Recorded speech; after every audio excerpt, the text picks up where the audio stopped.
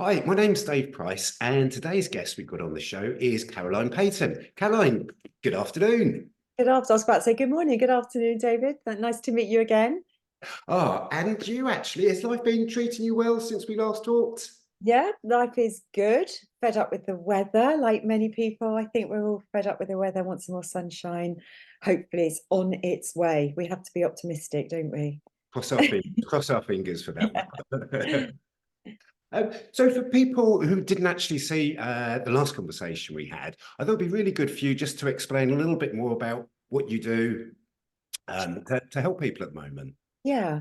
So I'm a qualified nutritional therapist, tend to say nutritionist and a naturopath, specialize in gut health. I work predominantly with individuals who are really struggling with their health, with symptoms, maybe chronic conditions, that's making their lives a bit of a misery. They will usually have gone down medical routes, had tests done, but they're still not living their best quality lives. So the people who normally approach me and that I work with is to really help improve the quality of their lives, to alleviate and get relief from some of the symptoms and quite chronic symptoms that they might be experiencing. Brilliant stuff. And I was going to say, you're a nutritionist, a naturopath, and a gut health expert. And the gut Yes. health I wanted to just delve into a little bit more, actually. So, first of all, why is gut health so important to us? Well, I think a lot of people now are beginning to hear a lot about it in the media and on the news, various TV programs about it. And so a lot of people will have heard about the gut-brain link, for example. What we're beginning to really understand, and there is so much research in this space now, is the link between our overall gut and health generally. So whether it's the gut-brain, whether it's even links to the type of microbiome you're carrying and obesity for those people who struggle to lose weight, autoimmune conditions, skin health, your mood generally. It's just endless what we're finding out about it. And when we talk about the gut, I mean, we may talk more about this, but we're talking about the home of this really complex microbiome and things that we call leaky gut. We need to have a very strong gut barrier. We need to have good bowel movements. We need to have good digestive capability so we can absorb nutrients. It's a really complex area, and that's what I love to delve into. I was going to say, as you say, I'm hearing an awful lot about gut health recently. Mm. But is it me? It seems quite a new thing where it's just been focused much more in the media recently. Yes, I mean, it's not new to me, obviously, but certainly it is definitely, it seems to have, it's suddenly got on the bandwagon, and there's a lot of on the news, on TV programs, it's becoming to the fore. And I think it's probably because there is just so much research in this space. And it's indisputable. They are saying that about 90% of disease is linked back to the gut. Now, I'm not saying it's only due to the gut. There could be other factors and other influences, but they're saying 90% of disease is linked to the health of gut. Wow, I'm shocked it's that high actually. Really high, Yeah, really, really high. And hence this wealth and amount of research going into the space. got you. Yeah, I think, and some of the examples you said there, like gut health affecting skin conditions, Yeah, again, has been definitely. something I would have thought of at all. Yeah. So just to sort of briefly say is, for example, very simplistic really, is that I won't go into any symptoms in any great detail here, don't need to, but if your bowel movements aren't good, then we say, and naturopaths have always said, your toxicity can get reabsorbed back into the bloodstream, and your skin is the largest eliminatory organ in your body. So if there's excess toxicity, or that's coming from the gut, for example, then it will find a way out of the body another way. As naturopaths, that's what we would say. So if you get rashes or maybe even very dry skin, maybe even a link to eczema, which is inflammatory, it could be stemming back from something that's going on in the gut, and an upset gut microbiome balance, poor poor nutrient intake, because we need good zinc levels, for example, for health. That's not the only thing. Or it could be just due to toxicity finding its way back into the body and coming out, throwing itself out through the skin. If I had a skin condition, it wouldn't even cross my mind at all. It was anything to do with No. my Well, body. no, and I, you know, and understandably, if we get a skin condition and we can't get rid of it, then if we go to see our doctor, then we might be given some cream for it. Now, you know, people sort of say, what is it you do as a naturopath? What does it mean? And when I look at people holistically, but we would say as naturopaths, what you're doing is by putting a cream on the skin, then you are sending the problem back into the body because the body's trying to throw it off through the skin, and now the skin can't do that. So you're sending it back inwards, and then we'd say it could potentially come out through another route, which is why there's big links, not the only reason why there's big links between sort of eczema and asthma, for example. So yes, there are definitely the links between the gut and skin, but of course there are always other factors to be considered. Right. Yeah. 'Cause normally, I'm assuming a lot of the symptoms you'd actually deal with, people would first of all, they'd actually talk to their doctors. And I would like them to, of course. And sometimes they might be sent for some testing. And that's really important because, of course, we always want to rule out there's nothing else that might be going on. And it's always good to be able to understand if there is something else that has been shown up through, for example, colonoscopies and endoscopies for those types of tests and running blood tests. But what often happens is that things appear to be clear. They can't find anything wrong by running tests like that. And sometimes the medical profession can be at a bit of a loose end, and things then get classified as IBS, which to me is a bit of a catch-all for a number of different symptoms. But what we're not actually doing is resolving the problem. People are sent on their way. They might be told to look at their diet, make some dietary changes, for example. And sometimes people end up in a right muddle by taking more and more foods out of their diet, but they're still struggling. They might get a little bit of relief and then symptoms come back, or they're still just as bad as they are. And people get in a right muddle because they can't work out what on earth is actually going on inside, because you can't see what's going on inside, but clearly something is wrong. And I like to describe it as that things are out of balance somehow that's creating all these problems. Yeah. I don't want to go off topic at all, actually, but it's what you said about skin conditions and going to a doctor and just being prescribed a cream. Because I've just had alopecia over the last couple of months and I've prescribed a cream and now a stronger cream. Yes. I just follow the doctor, I'll use a cream and yeah, and you may get some relief from it, but you're now saying you want a stronger cream. But it's, to me, you know, the symptoms are your body's way of telling you something is not right inside from whatever cause that may be. It could be a number of causes. You know, something isn't right. So you can put the cream on and you might get some relief, or you've now gone back and ended up with a stronger cream. But something isn't right in the body. Something is out of balance. And I talk very much about getting to the root cause of symptoms. yeah. That's how I work. And what I mean by that is when I work with clients, I ask them to complete very detailed case history questionnaires. I spend 90 minutes at a consultation with a client. We review all that information. I ask a lot more questions. The more information I know about the individual, the better, because I'm then looking for their nutritional deficiencies. Is it something to do with the gut? Is there poor digestion, excess toxicity? Is it to do with stress that's creating the problem? It's the whole, you know, I look holistically at the whole person, and I'm then trying to say, I think this is potentially one of the root causes towards creating those symptoms in the body, and then start to put plans in place, programs in place, taking the person on a journey, step at a time, helping to bring that body back into balance again. Just say like a 90-minute consultation. Again, Yes. to go to your GP. 90 minutes. I never end my consultations early. Sometimes they do run over a bit because a large part of what I do is not only going over that case history. What clients love is the opportunity to be listened. They can talk and they can be listened to. It's really valuable, and a big skill is the listening skill. So sometimes I pick up things that people are saying that isn't written down on the questionnaire, and it gives me a real sort of like, oh, you know, that's a light bulb. Oh, I get that now. I understand why that's really important. I'm glad you said that. Talking to them, allowing them to express themselves, listening to them, understanding where they're coming from, and then giving them information about how we could tweak the diet, some supplements that could be helpful, which help to optimize their nutrition.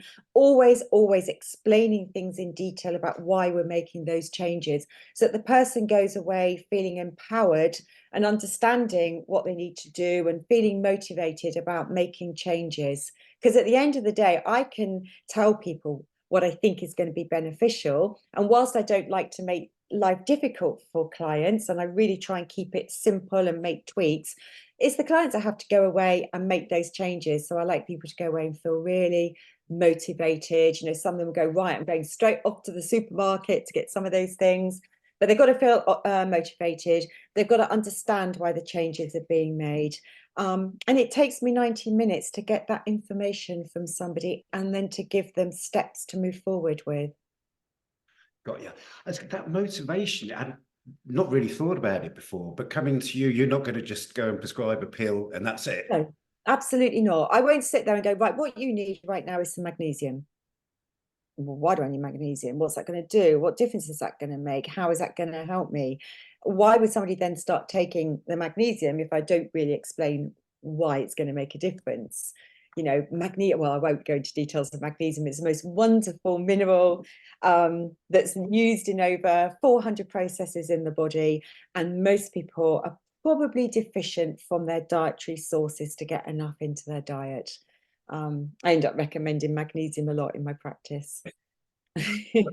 Presumably, though, it's quite often more dietary changes. A lot, yes, of course. But as I said, it's trying to tweak people's diets, recognizing where they may not be getting enough protein, explaining what protein sources are, working with the individual to they've got to like what they eat. No point saying you've got to eat oily fish if you can't stand it, for example. So you know, explaining your protein's very light on diet, your diet's light on protein.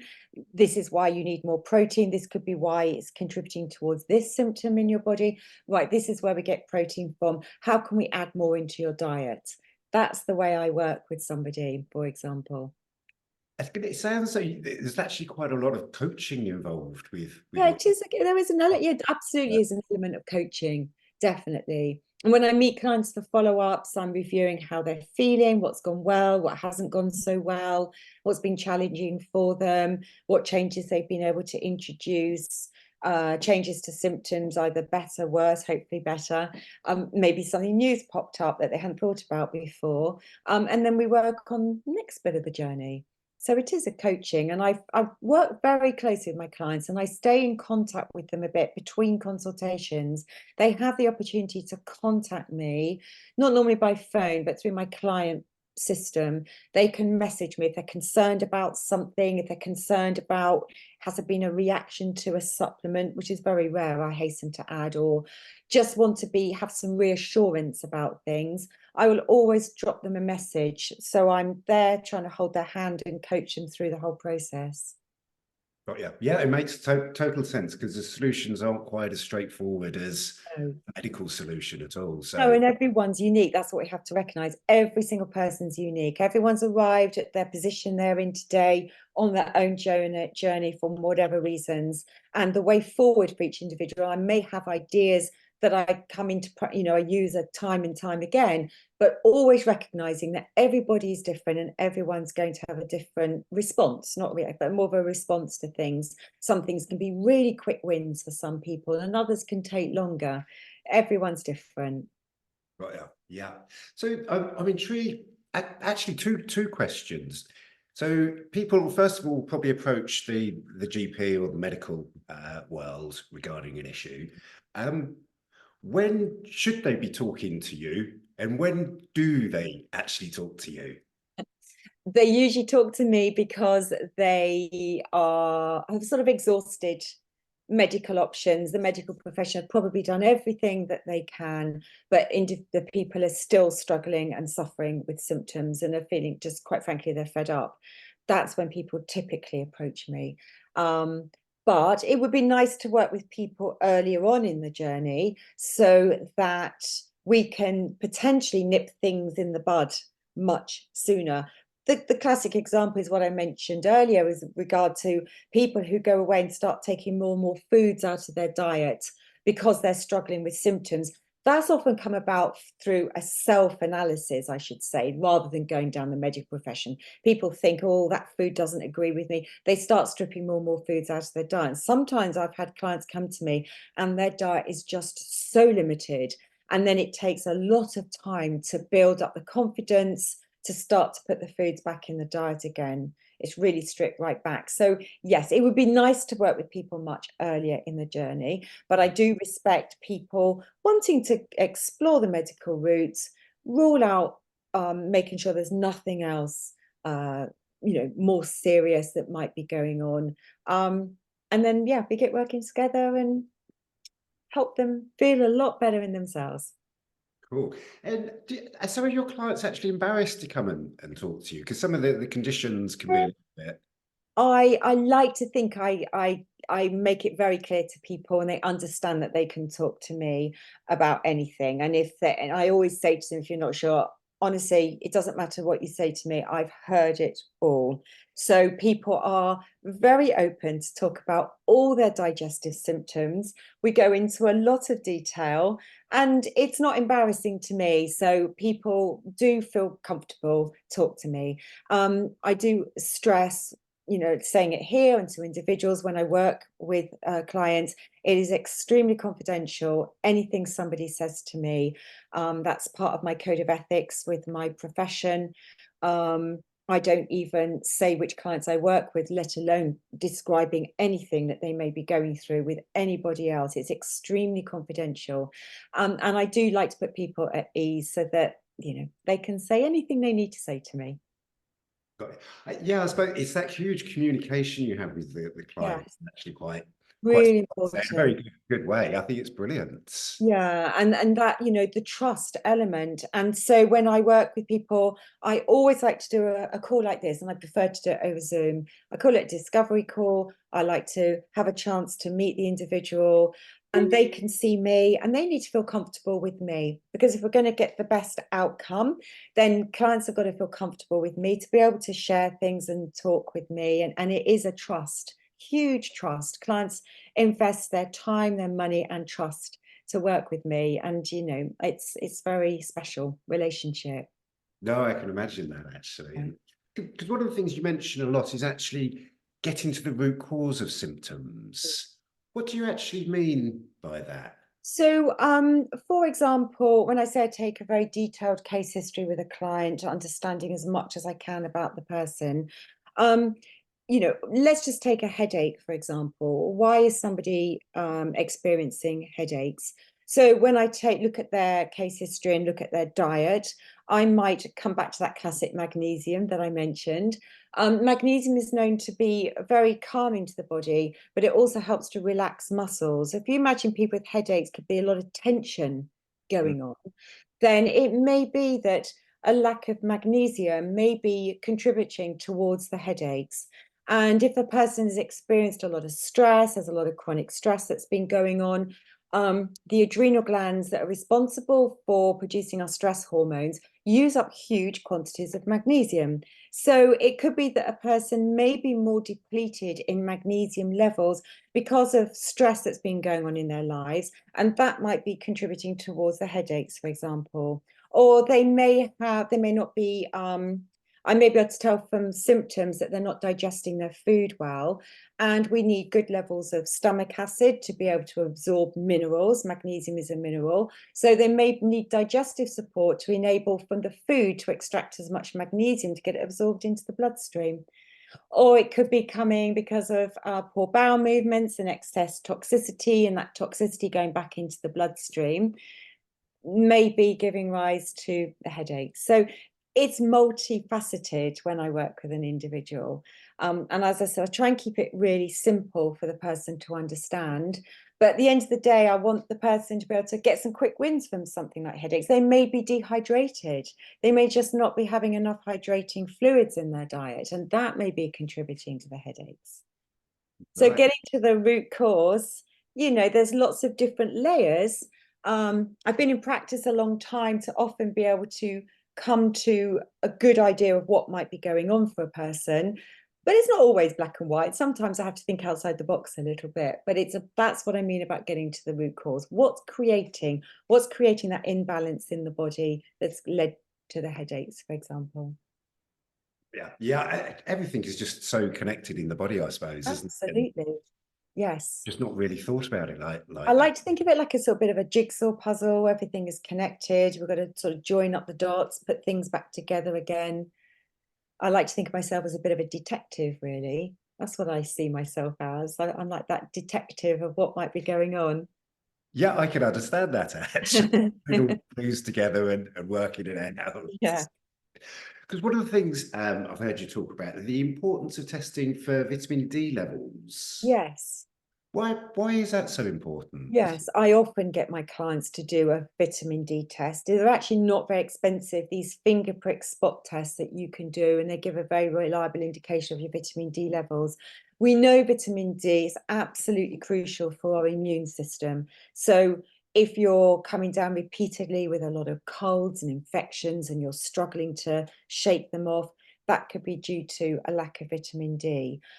There's some links between autoimmune conditions. Autoimmune conditions is where the body is attacking its own tissues, and that's your immune system going into overdrive. Now, your vitamin D status helps to what we call modulates your immune system. So it has a role to play in trying to stop something like that happen. Has a role. It's not the only factor. It has a role to play. We live in the Northern Hemisphere. Look, when did we last have any decent amount of sunshine? Vitamin D has to be absorbed through the skin, which has had direct contact with the skin without suntan lotion. And many, many people are not getting nearly enough vitamin D through the sun.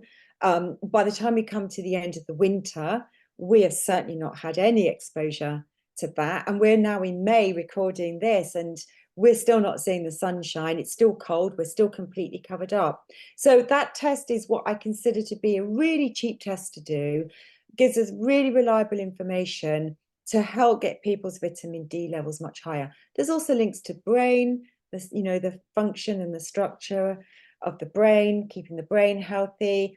For ladies, not just ladies, but ladies in older life, for osteoporosis, because vitamin D has a really important role in calcium absorption from the gut into the body. So many, many roles vitamin D has to play, but that immune one is really important. New ones. Yeah. Well, yes. And another thing I've heard you mention, SIBO. SIBO. SIBO. SIBO. Yes. What Yes.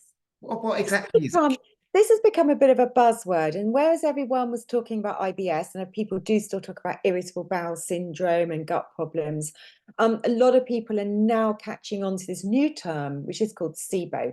It actually stands for small intestinal bacterial overgrowth. What it means is there's bacteria that's really beginning to populate and build up in the area of your small intestines, this bit in the middle, which is very, very long and convoluted, which ends up joining the large intestines. Most of our bacteria population should live in the large intestines.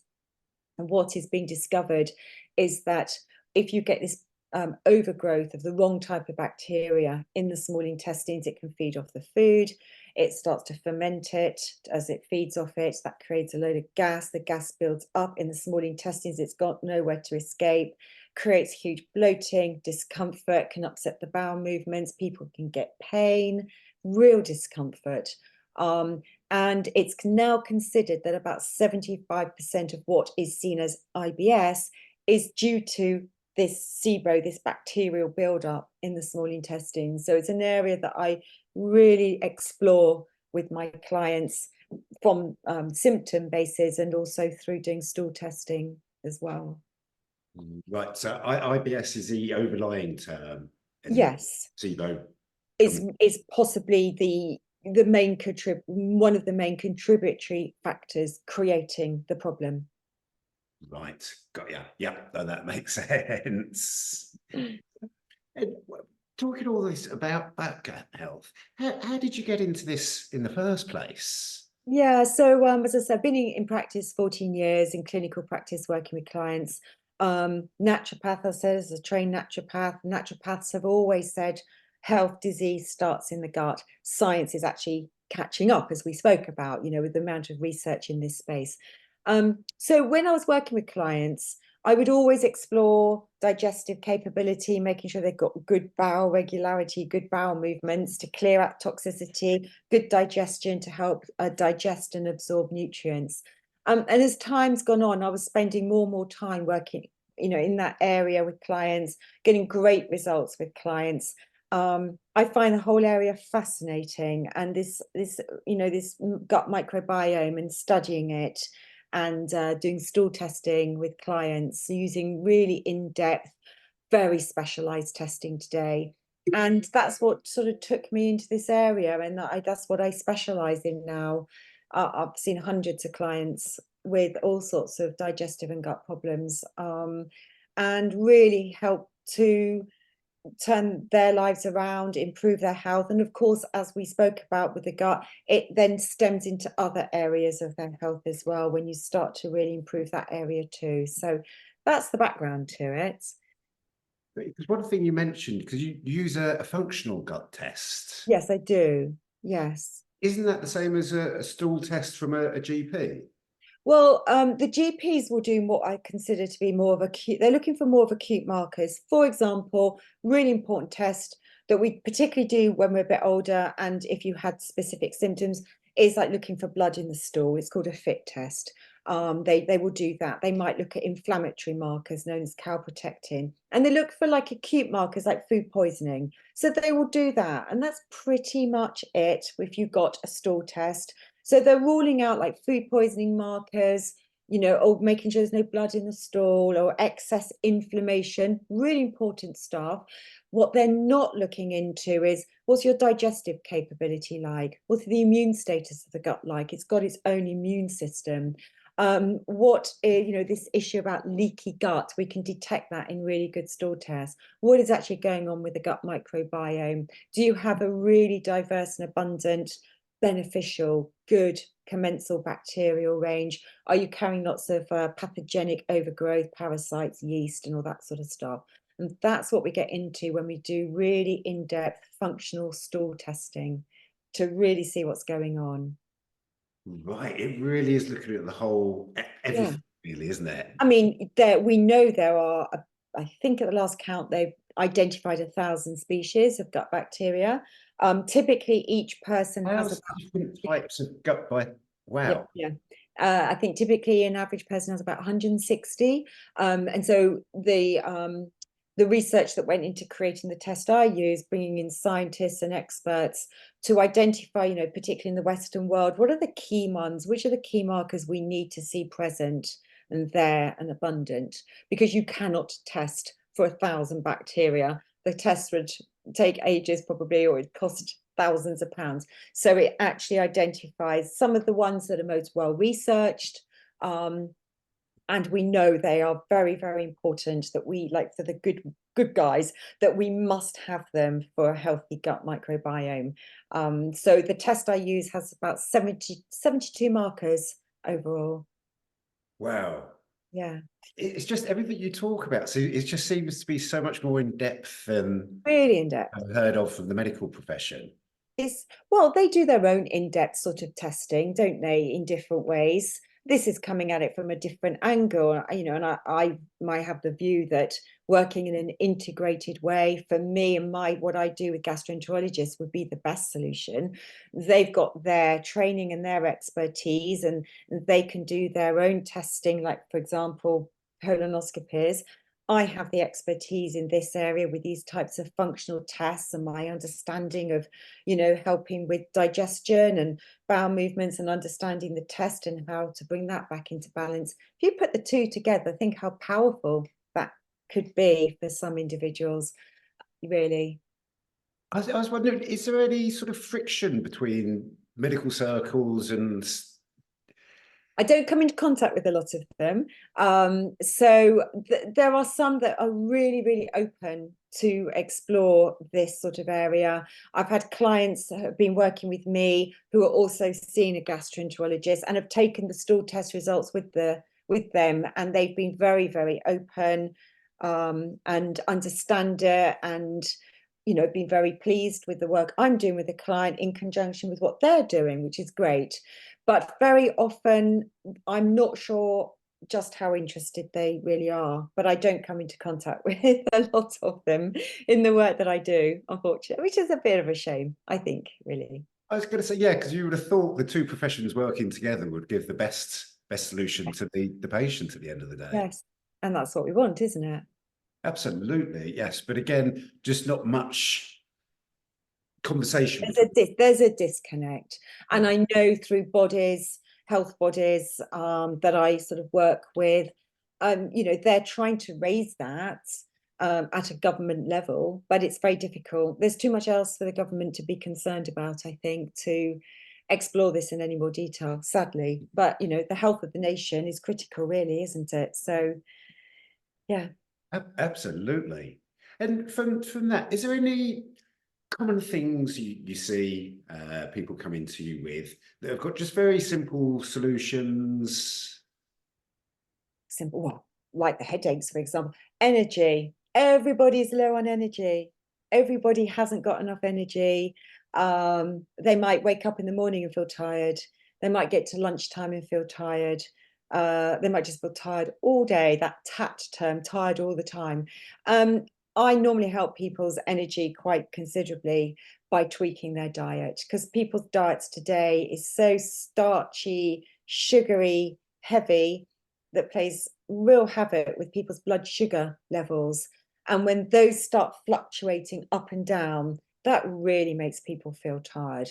And so by tweaking people's diets, trying to bring it into a better balance, getting people off so many stimulating drinks, more hydrating fluids, working a lot in that area, just from a dietary point of view, you can significantly change people's energy levels. And it's not always to do with low B12 or low iron, for example, which is what, you know, people go to the doctor, have a blood test, these things come back normal, but they're still really tired. Tweak the diet and you can normally really make a difference to people's energy levels. Right. Are you actually because diet is constantly in the media at the moment as well. Over the years you've been doing this, have you generally felt people's diets are improving, getting Worsening. worse? Worsening. Worse Yeah. than really. I think actually a lot of the clients, to be fair to my girl, a lot of the clients come to see me do tend to eat quite well on the whole. There's the odd ones that admit they're eating a load of junk. But as a nation, our diets are far worse than when I started practicing, because of the amount of ultra processed foods and processed foods in people's diets, and you know, delivery of foods, fast foods, all of that sort of stuff. People want things, people don't want to take time to cook. They want things ready in an instant. So a lot of quick and easy frozen instant meals, a lot of takeaways. Overall, people's diets are considerably worse than when I started practicing 14 years ago. Great. Yeah. One of those things you say, the ultra processed foods. Yes. Again, this seems to be in the media at the moment. Lot, yeah, which is great, because there were some studies done. Well, there was this classification system created. Mexican person, doctor or scientist, created this a classification, and when they started putting the foods into these different classifications of normal, you know, processed, ultra processed foods, what came out of that, and I've been talking to my client base and, you know, online about this, is that in the UK, 60% of our typical calorie intake per day is coming from ultra processed foods. 60%. Wow. In countries like Portugal and Italy, it's 13%, and ours is 60%. So we're eating 4 times as much. Yes. 4 times as much. The average person, that's an average intake. I'm not eating, of course, I'm going to be eating some processed foods. A piece of bread is a processed food if you buy it from a supermarket. So, of course, I'm eating some processed foods. I don't have to, you know, I'm not the purist type, but most of the food I'm eating is food. You know, you can see what it is. It's a lettuce leaf, you know, it's a piece of broccoli, it's an egg. But the typical diet is 60% processed or an ultra processed. So some people must be eating 80%. Yes, to put that to the average, it really Yeah. does Wonder, doesn't which it? is shocking because that food has very low nutrient value, full of emulsifiers, stabilizers, these sort of chemicals, very cheap fats, very sugar laden. It's going to be low nutrient status, pro-inflammatory to the body. Just not, and all those chemicals, how can we survive? It's not proper food that people are living on. But is that again ultra processed food? Or is it we're just becoming aware of it? Yes, because of this classification system. And again, it's suddenly got into the media headlines, which is great because the more at a higher level, I love to sort of share my knowledge. There's only so much me as an individual can do. So by getting it up into into the news, on TV, in the media, that's great because it's continuous raising that awareness, which is so important. Because if we're going to start changing our attitude and our views towards our health, how we can take care of our health, we need to get that up in the public domain. So that's good. That's good that that's happening. And that's very much happened in the last 12 months, I would say. Yes, I was going to say my girlfriend, she suddenly got into very much anti ultra processed foods over the last 6 months or so. Yeah, because of what you're hearing about it. But previously we just thought, well, that's normal. That's what everyone's eating. It's okay. It's all fine. It's good. It's fine for us. But with the awareness, it's all around that awareness. It's like, oh my God, I hadn't quite appreciated that by eating that, that's what it might be doing to me. So it's good, really good. So as you say, great that this sort of thing is getting into the media.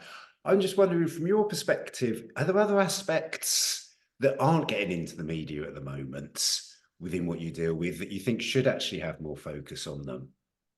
Oh gosh, so there's obviously the ultra processed food angle.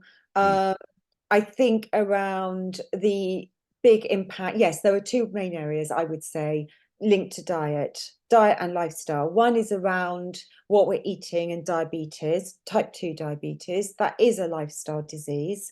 And if we take care of our diets, then we can really significantly have an impact on the incidence and the rate of increase of type 2 diabetes. And the second one is to do with our brain health and the link with, the dementia and Alzheimer's. There's a lot of research and areas and experts in the States who have they really study this. They work with individuals on this. And with diabetes and Alzheimer's, there is so much we can be doing and putting the foundations in place now to make sure that, why is it that so many people are struggling with dementia and Alzheimer's? mm. What impact is those ultra processed foods having on our brain? And there are a lot of links again between diet and lifestyle towards that, and that's what needs to change again, this whole awareness of what we can do in those areas. Yeah, as you say, because yeah, diet and dementia. I haven't really heard many people talking about any link at all there. Yeah, Yeah, yeah, it just needs to be more in the media. public domain, and I think it will come, and that will be good. Mm, cool. So yeah, so the mental side of things there as well. Again, because yeah, I was just assuming everything from a physical perspective, but you've also got the mental impact of some of these issues people are actually having to deal with. Yeah, there's a lot of people, lifestyle and world, everything going on in the world. A lot of people are really struggling with their mood. I'm not saying people are depressed, but there's a lot of people with very low mood. Some people are going and getting antidepressants. But taking a step back from that, looking at what you're eating, taking away those ultra processed foods, are you getting enough protein in your diet? Because proteins break down in the body, and some of those will convert to neurotransmitters like serotonin. So serotonin building blocks, build it back up, comes from your protein food. So the more protein food you get into your diet, the more opportunity you've got to create more serotonin in the body. For example, our brain is 60–70% made up of fat, very important types of fats that have their roots in, for example, oily fish. So how much oily fish are we really eating? How many people are eating salmon, mackerel, sardines? Many people don't like them.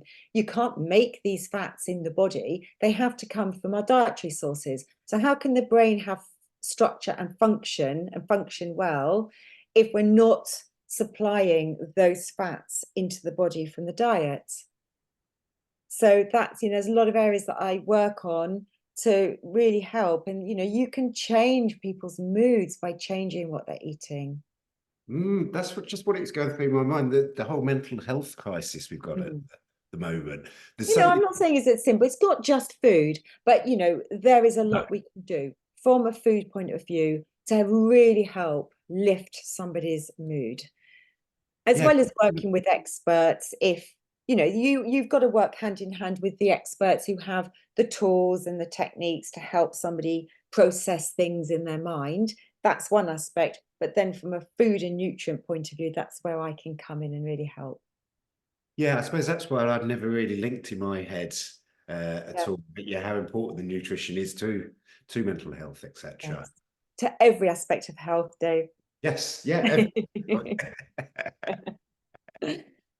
Uh, and is it actually possible to help people actually lead a better life? Well, Um, I would say you can, yeah, through what I do for hmm, help people. I mean, I've seen it in practice, in my clinical practice, from the moment people come and first start working with me to by the time we finish working together, usually quite a significant change that really makes a massive impact on their life. If it's from some of their digestive problems, some people come to me and will tell me it's ruining their lives, will tell me they can't go out in public, they can't socialize. That's the more extreme. To get to the point where they can go out for meals, eat a variety of food and not sit there worrying about the impact that's going to have. That has a massive impact on people's lives, improving people's mood, their energy levels, taking away some of their other symptoms, will all have a really positive impact on people's lives. So I like to think I'm doing really helping the people feel a lot happier in how they live their lives. absolutely. And you must get a real buzz out of that and a kick out of that I when do. It's really satisfying, and I feel really privileged to do what I do, not only in all the training and continuous learning and research. Does it help my health and my family's health? But it's so nice to feel I'm actually doing a job that is helping other people as well. So I think I'm in a very lucky, privileged position to do that. yeah, I can see you're actually brilliant at it. And yeah, I can see the pleasure you actually get in just helping people. Yeah, I do. It's really good. Cool. Brilliant, Caroline. Um, yeah, was there anything else that we wanted to throw in here while we're I would just say, for people listening, often people wonder where on earth do they start? And I always say the best thing is to do one thing at a time. Don't overcomplicate it. I mean, people may suddenly realize, oh my God, I'm eating all the wrong types of food. Focus on one thing at a time. Maybe they should start drinking more water, have less tea and coffee. Maybe it's having a few alcohol-free nights. Maybe it's thinking about putting in more oily fish or more dark green leafy vegetables. Do one thing at a time, focus on one thing and do it well, and then you can move on to the next thing. And don't overcomplicate it, just try and keep it simple. right? Don't try and completely change everything about your diet. Yeah, I mean, some people might, they might just go like cold turkey on alcohol, or they might do, something else. But if you want to do things and have things change long term and keep it sustainable, focus on one thing at a time and keep it easy for yourself. Because we're at the end of the day, we're all trying to live our lives, busy lives, a lot of going on, trying to socialize. And if you make it too complicated, then people will then give up because it's become too hard because you're trying to do too many things at once. So that's why keep it simple, focus on one thing at a time, just do that one thing well. Right. Just like habits, try to It start is, one this is about at habits. a time. It really is. It's about creating and setting new habits, and they take time to enforce and become a habit, don't they? So yeah, and things can become habit, and you can change things.